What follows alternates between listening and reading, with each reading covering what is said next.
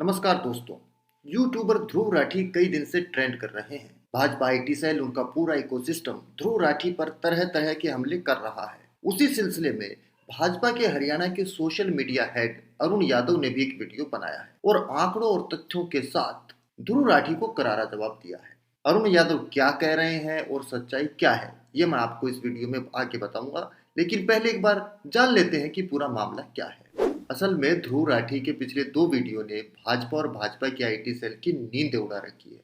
पहला वीडियो है electoral bond Bharat का सबसे बड़ा घोटाला और दूसरा वीडियो है डरा हुआ तानाशाह, जिसके बाद से बीजेपी की आईटी सेल ध्रुव राठी के पीछे पड़ी हुई है।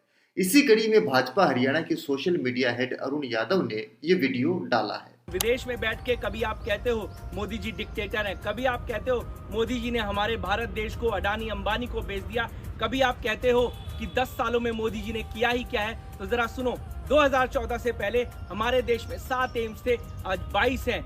यूनिवर्सिटी हमारे देश में 450 थी, आज 1100 हैं। मेडिकल कॉलेज 384 थे, आज 700 हैं। एयरपोर्ट 74 थे, आज 150 हैं। मेट्रो 5 शहरों में दौड़ती थी, आज 20 शहरों में मेट्रो दौड़ रही है।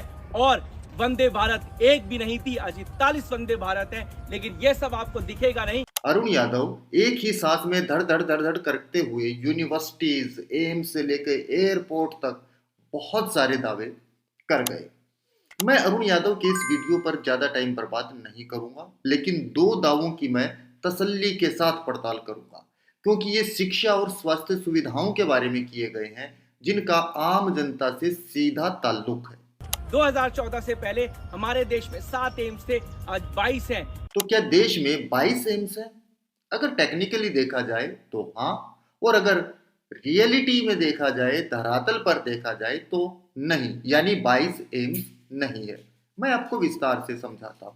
19 दिसंबर 2023 को health and family welfare state minister Bharati Pravin ने राज्यसभा में एक सवाल के जवाब में बताया है कि मोदी सरकार के पिछले 10 साल में 16 एम्स सैंक्शन हुए, अप्रूव हुए, जिनमें से सिर्फ 9 एम्स ही फंक्शनल हैं। बाकी किसी का कंस्ट्रक्शन अधूरा पड़ा है, तो किसी के लिए जमीन भी हैंडओवर नहीं की गई है। अब मान लो अगर कोई आपके घर में भैंस के खूंटे तो 16 गाड़ दे, लेकिन भैंस सिर्फ 7 दे और जनता में प्रचार करता फिरे कि उसने आपको 16 भैंस दी हैं, तो आप मान लोगे क्या?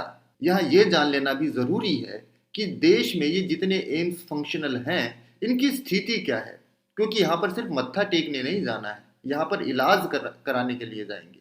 तो वहाँ पर डॉक्टर और बाकी सुविधाएं हैं या नहीं है? कांग्रेस के अध्यक्ष एवं सांसद मल्लिकार्जुन खड़गे ने राज्यसभा में हेल्थ मिनिस्ट्री से एक सवाल पूछा, जिसका जवाब health and family welfare state minister Bharati Pravin ने 5 दिसंबर 2023 को दिया। उन्होंने सदन में बताया कि देश के एम्स में फैकल्टी की 5663 पोस्ट सैंक्शनड है, जिनमें से मात्र 3490 पोस्ट ही भरी गई हैं, यानी फैकल्टी की 2173 पोस्ट यानी 38% पोस्ट खाली पड़ी है। इन एम्स में नॉन फैकल्टी की 52,694 पोस्ट सैंक्शन है, जिनमें से मात्र 32,043 पदों पर ही भर्ती की गई है। देश के तमाम एम्स में नॉन फैकल्टी की 20,651 पोस्ट खाली पड़ी हैं, यानी लगभग 40% पोस्ट खाली पड़ी हैं। तो अरुण यादव ने एम्स के बारे में जो दावे किए हैं, ये थी उसकी सच्चाई।